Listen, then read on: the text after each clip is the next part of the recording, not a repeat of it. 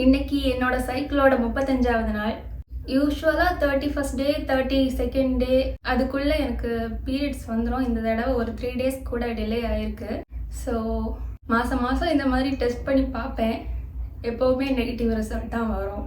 இப்போது இந்த டைம் எனக்கு என்ன பேசுகிறதுனே தெரில. ஏன்னா லாஸ்ட் இயர் இந்த டைமில் நான் அழுதுகிட்டு உட்காந்துருந்தேன். போன மார்ச் மாதம் ப்ரெக்னெண்ட்டாக இருந்தேன். அதுக்கப்புறம் பேபிக்கு க்ரோத் கம்மியாக இருந்துச்சு.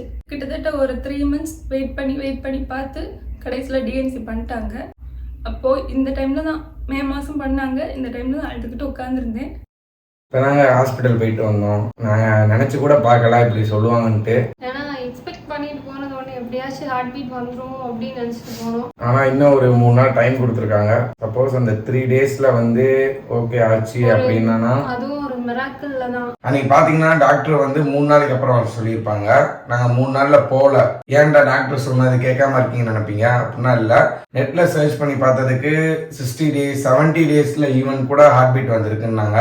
அதனால கொஞ்சம் தைரியத்தை வர வச்சுட்டு இன்னும் ஒரு 2 days கூட வெயிட் பண்ணி, ஆக்சுவலி இன்னைக்கு என்னோட பர்த்டே. ஆமா, இது பர்த்டே நாள்ல போய் பார்ப்போம். இன்னைக்கு எதுவுமே செலிப்ரேட் பண்ணல. நான் சொல்லியிருக்கேன், எனக்கு கடவுள் வந்து இந்த கிஃப்ட்டை கொடுத்தா மட்டும்தான் நான் இந்த பர்த்டேவை செலிப்ரேட் பண்ணுவேன். பழைய ட்ரெஸ் தான் போட்டிருக்கேன். பழைய ட்ரெஸ் தான் போட்டிருக்கேன். புது ட்ரெஸ் எடுக்கல. சரி, இன்னைக்கு போய் பார்ப்போம். நம்மளுக்கு சப்போஸ் குட் நியூஸ் வந்துச்சுன்னா அடுத்து கூட பெஸ்டா செலிப்ரேட் பண்ணிக்கலாம்ல. அதான் இந்த பர்த்டேக்கு எனக்கு கடவுள் இந்த பெரிய ஒரு கிஃப்ட்டை கொடுப்பாருங்கிற ஒரு நம்பிக்கையில தான் இப்போ இந்த கிளம்புறோம். ஆமா, எனக்கு ஒண்ணு இந்த ஹார்ட் பீட் வந்திருக்கு, growth நல்லா இருக்குமா அப்படின்னு சொல்லிட்டாலே போதும். எங்களுக்கு ரொம்ப சந்தோஷமா இருக்கும். அப்பதான் ஹாஸ்பிட்டல் அபிஷியலா ரெஜிஸ்டர் பண்ணுவாங்க.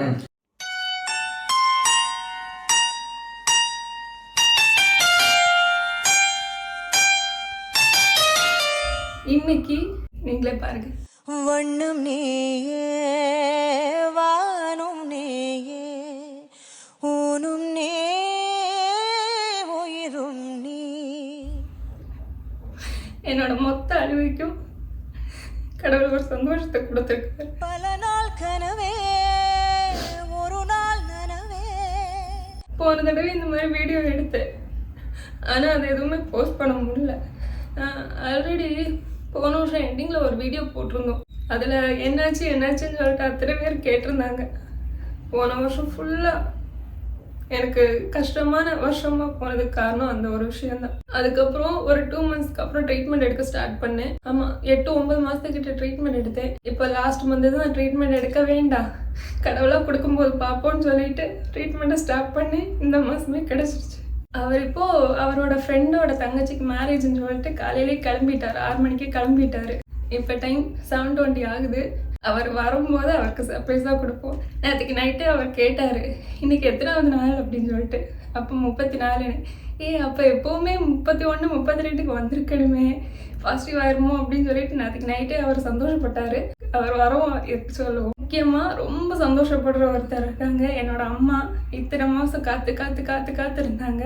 இப்போது 2-3 weeks முன்னாடி தான் அவங்க ஒருக்கே கிளம்புனாங்க. அது வரைக்கும் எனக்கு பாசிட்டிவ் ஆகும்னு சொல்லிட்டு என்னை அவ்வளோ கவனமாக பார்த்துக்கிட்டு இருந்தாங்க. ஆனால் இதை நான் எக்ஸ்பெக்ட் பண்ணலை. இந்த மாதம் கரெக்டாக அந்த ஓவலேஷன் பீரியடில் தான் நாங்கள் சென்னைக்கு போக வேண்டியது இருந்துச்சு. தக் லைஃப் ட்ரெய்லர் லான்ச்சுக்கு சென்னைக்கு போயிருந்தோம். அந்த டைமில் தான் போயிருந்தோம். அம்மாவுக்கு ஃபஸ்ட்டு ஃபோட்டோ எடுத்து அனுப்பிட்டு அதை பார்க்க சொல்லிக்கலாம் அனுப்பிட்டு. ஆனால் அவங்க ஆன்லைனில் இல்லை. கால் பண்ணி ஃபோட்டோவை பார்க்க சொல்லிடலாம். ஹலோ அம்மா, உங்களுக்கு ஒரு ஃபோட்டோ அனுப்பிடுங்க, டக்குன்னு பாருங்க. டக்குன்னு பார்த்துட்டு கால் பண்ணுங்க. ஹலோ,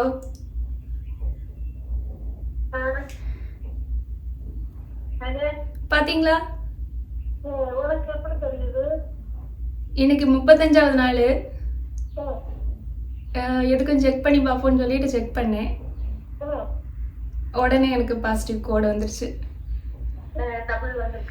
ஆமா, ரொம்ப நன்றி.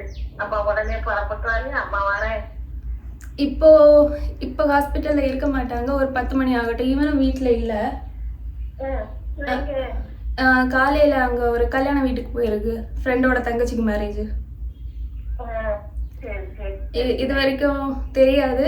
இப்போ டைம் 10:30 ஆகுது. நான் ஹாஸ்பிட்டல் போகிறதுக்கு ரெடி ஆகிட்டு இருக்கேன். சாருக்கு வந்து தெரியாது நம்ம ஹாஸ்பிட்டல் தான் போகிறோன்ட்டு. இப்போ கால் பண்ணி நான் டவுனுக்கு ஃப்ரூட்ஸ் வாங்க போகிறேன்னு சொல்லியிருந்தேன். அம்மா வந்து வாங்கி கொடுப்பாங்க அப்படின்ட்டு.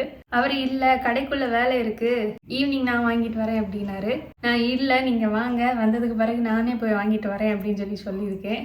முதல்ல வீட்டுக்கு வாங்கன்னு சொல்லியிருக்கேன். அவர் அப்படியே கடைக்குள்ளே வேலையை முடிச்சுட்டு வீட்டுக்கு வந்து ரெஸ்ட் எடுக்கலாம்னு சொல்லிட்டு நினச்சிட்டு இருக்காரு. நான் வீட்டுக்கு வர சொல்லியிருக்கேன். எப்போ வராது தெரியல, பார்ப்போம். ஆனால் ஹாஸ்பிட்டலில் 1 மணி வரைக்கும் தான் இருப்பாங்க.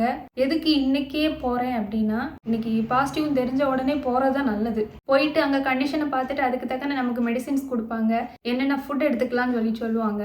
அதனால இன்னைக்கே போகிறது நல்லது. அவர் முதல்ல வரட்டும். இப்போ கரெக்டாக இங்கே டோருக்கு பக்கத்தில் தான் மொபைலை செட் பண்ணி வச்சுருக்கேன். அவர் வரும்போது அப்படியே லைவாக கேப்சர் பண்ணுவோம் அவரோட ரியாக்ஷன் எப்படி இருக்குன்னு சொல்லிட்டு. எங்களுக்கு மேரேஜ் ஆகி இப்போது 2.5 வருஷம் ஆச்சு. ரொம்ப நாளாக 2 பேரும் ஆசைப்பட்டுட்டு இருந்தோம். அவரோட ரியாக்ஷன் எப்படி இருக்குன்னு பார்ப்போம்.